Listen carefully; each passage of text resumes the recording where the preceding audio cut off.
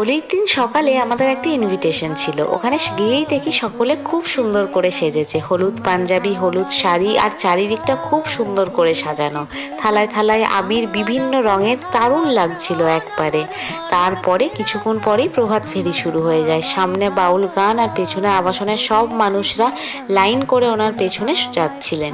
আমার পায়ে একটু লেগেছিল বলে আমি আর হাঁটতে পারিনি, গাড়িতেই ওনাদের সঙ্গে যোগদান করেছিলাম। আর সামনে এত সুন্দর লাগছিল যখন সবাই হেঁটে যাচ্ছিল, কি আর বলবো। তারপর ওখান থেকে আমরা ফিরে এসে একটা ছোট্ট প্রোগ্রাম ছিল, সেই ছোট্ট প্রোগ্রামটা চলছিল। সেটা আরম্ভ হতেই আমাদের খিদে পেয়ে যায়, তাই আমরা খেতে বসে পড়েছিলাম। খাবারে ছিল লুচি, মিষ্টি আর আলুর দম। তারপরে খুব ভালো করে হোলি খেলে চান টান করে এসে একবারে দুপুরের খাবারে বসে যায়। দুপুরের খাবারে ছিল ভাত, ডাল, আলু ভাজা, আলু পোস্ত আর মাটন। শেষ পাতে ছিল চাটনি, পাঁপড় আর মিষ্টি। মিষ্টিটা আমি স্কিপ করেছিলাম। আর তোমরা আমাকে একটু জানিও যে তোমরা হোলি ঠিক কেমন ভাবে কাটালে।